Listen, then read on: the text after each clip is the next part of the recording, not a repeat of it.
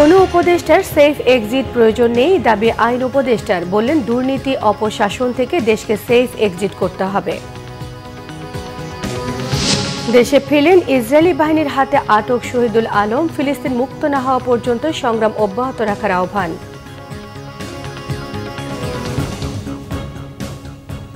দেখছিলেন কাউন্সিলমেন্ট সংবাদ শিরোনাম। কোনো উপদেষ্টার সেফ এক্সিটের প্রয়োজন নেই বলে দাবি করলেন আইন উপদেষ্টা ডক্টর আসিফ নজরুল। তিনি বলেন, উপদেষ্টাদের নয়, অপশাসন এবং দুর্নীতি থেকে জাতির সেফ এক্সিট দরকার। শনিবার রাজধানীর একটি হোটেলে জাতীয় মানবাধিকার কমিশন অধ্যাদেশ নিয়ে এক আলোচনায় আইন উপদেষ্টা এসব কথা বলেন গণতন্ত্র মানবাধিকার রক্ষার জন্য আমাদের সব ক্ষেত্রে শক্তিশালী প্রতিষ্ঠান গড়ে তুলতে হবে। শুধু রাজনৈতিক দলের ক্ষেত্রে নয়, দেশের সকল ক্ষেত্রেই এই দুর্বলতা সীমাহীন বলে মন্তব্য করেছেন আইন উপদেষ্টা।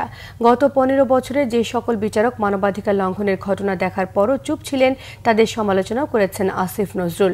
ভালো আইন হলেই হবে না, এর আইনের উপর ভিত্তি করে প্রতিষ্ঠান গড়ে তুলতে না পারলে জাতির মুক্তি নেই বলে মন্তব্য করেছেন আইন উপদেষ্টা। এখন সেফ এক্সিট নিয়ে নানান কথাবার্তা হচ্ছে। আমরা উপদেষ্টারা খুব নিশ্চিতভাবে জানি আমাদের কারো কোনো সেফ এক্সিটের প্রয়োজন নাই। তবে বাংলাদেশের জাতি হিসাবে আমাদের সেফ এক্সিটের প্রয়োজন আছে। আমরা এই যে গত 55 বছর দুঃশাসন দেখলাম, গুম দেখলাম, বিচার বহির্ভূত হত্যাকাণ্ড, ব্যাংক লুট করে ফেলে, জনগণের সাধারণ মানুষের আমানতের রাখা টাকা, এসালমের গ্রুপের কাজের লোক, ড্রাইভার, এদেরকে শেয়ার হোল্ডার বানায় লুট করে নিয়ে যাচ্ছে। এরকম একটা ভয়াবহ, অসুস্থ, আত্মধ্বংসী রাষ্ট্র কাঠামো থেকে আমাদের সেফ এক্সিট প্রয়োজন এই জাতির। ইসরায়েলের কারাগার থেকে মুক্ত হয়ে দেশে ফিরেছেন আলোকচিত্র সাংবাদিক এবং মানবাধিকার ব্যক্তিত্ব শহীদুল আলম। দেশবাসী এবং সরকারকে ধন্যবাদ জানিয়েছেন তিনি। ফিলিস্তিনকে মুক্ত না করা পর্যন্ত বিশ্ববাসীকে লড়াই চালিয়ে যাবার আহ্বান জানান শহীদুল আলম। আজ ভোর 4:55 হজরত শাহজালাল আন্তর্জাতিক বিমানবন্দরে অবতরণ করেন তিনি। এ সময় শহীদুল আলম জানান, এখনও গাজা মুক্ত হয়নি, সেখানে চলছে আক্রমণ, সেই প্রতিবাদ শেষ হয়নি। মুক্তির পর তেল আবিব থেকে তুরস্কে পৌঁছান শহীদুল আলম।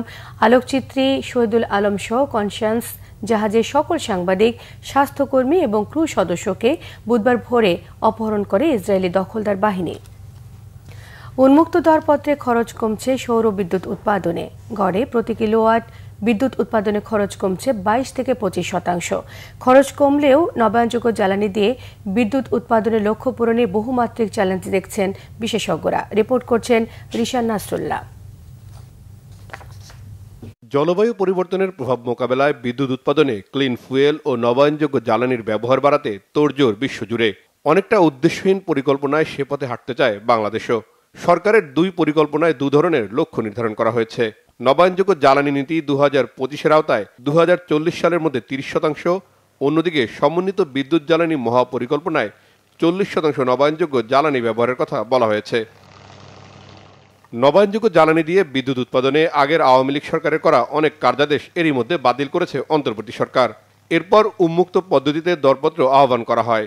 নতুন দরপত্রে গড়ে প্রতি ইউনিট সৌর বিদ্যুতের দাম পড়বে 8.27 সেন্ট, যেটি আগে ছিল 13.92 সেন্ট, অর্থাৎ খরচ কমেছে প্রায় 37%। ট্যারিফ যেটা এসছে সেটা বেশ ভালো।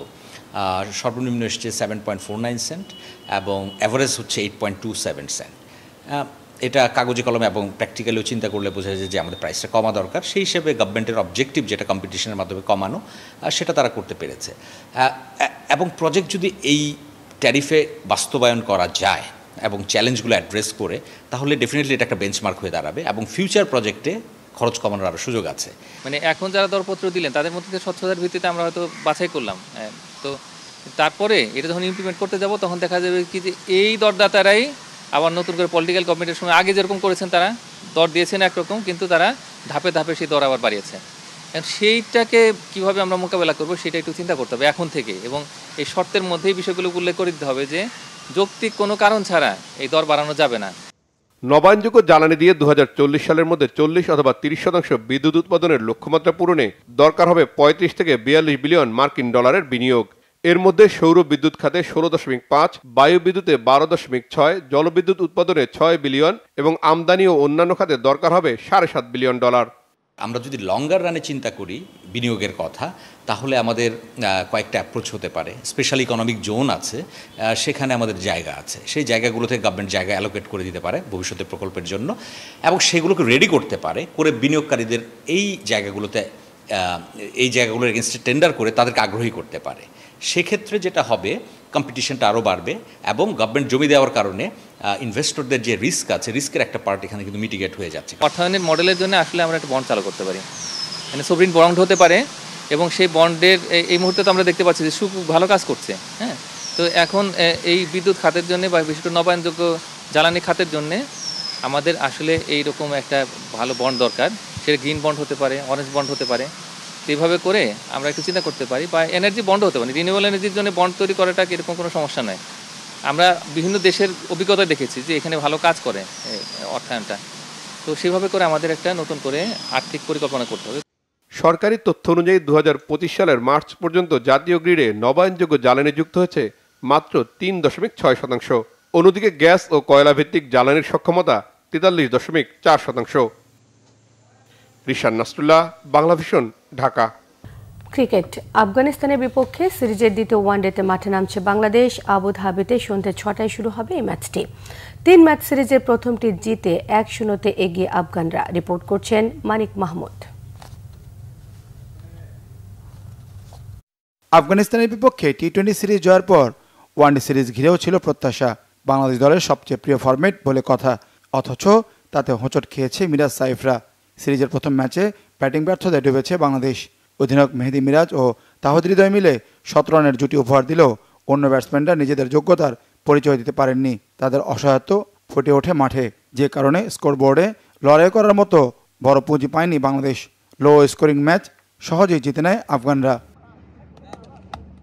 গত ম্যাচের ব্যাটিং ব্যর্থতা ভুলে দ্বিতীয় ম্যাচে সরবে ফেরার চেষ্টায় থাকবেন ব্যাটসম্যানরা। সিরিজে ফিরতে এই ম্যাচে জিততেই হবে মিরাজদের। দলের জন্য স্বস্তির খবর, ভিসা জটিলতা কাটিয়ে আরব আমিরাতে দলের সাথে যোগ দিয়েছেন নাঈম শেখ। বর্তমান দলের ক্রিকেটাররা সবাই মেধাবী, কিন্তু ওয়ানডেতে বেশ সংগ্রাম করতে হচ্ছে বাংলাদেশকে। দুর্বলতাটা খুঁজে ব্যাটসম্যানদের ফরম্যাট বুঝে খেলাটা গুরুত্বপূর্ণ মনে করেন জাতীয় দলের সাবেক অধিনায়ক তামিম ইকবাল। আমরা রিসেন্ট টাইমসে ইউ আর রাইটলি মেনশন যে আমরা ওডিআই ফরম্যাটে স্ট্রাগল করছি, যেটা নর্মালি আমাদের জন্য সবচেয়ে স্ট্রং পয়েন্ট ছিল। বাট আই এম শিওর এটা they will find the way. Sure এই যে প্লেয়ারগুলোই খেলতেছে they all are capable players. মাঝে মাঝে অনেক সময় আপনার ক্যাপাবিলিটি অনেক বেশি থাকতে পারে, বাট ইয়োর সেলফ রিয়েলাইজেশনটা ইজ অলসো ভেরি ইম্পর্টেন্ট, যে আপনি আসলে এই ফরম্যাটে কীভাবে খেলবেন বা এই ফরম্যাটে আপনি কীভাবে খেলবেন।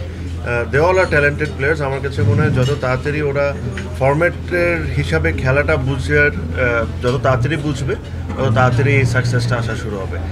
আমার কাছে মনে হয় যে ওপেনার্সগুলো যারা আছেন, স্পেশালি ওডিআই ফরম্যাটে এমন একটা ফরম্যাট যেখানে আপনার টপ 3 থেকে রান আসাটা খুব ইম্পর্টেন্ট হয়ে দাঁড়ায়। অবশ্যই মিডল অর্ডার তো ইম্পর্টেন্ট। সো ওয়ানডেতে আফগানিস্তানের বিপক্ষে এখন পর্যন্ত 20 ম্যাচের 11টিতে জিতেছে বাংলাদেশ, হেরেছে 9টিতে। মানিক মাহমুদ, বাংলাভিশন, স্পোর্টস ডেস্ক। এই ছিল এখনকার মতো। পরের সংবাদ দুপুর 2টায়। একটা রয়েছে নিউজ টপ 10 দেখার আমন্ত্রণ রইল। সঙ্গে থাকায় ধন্যবাদ।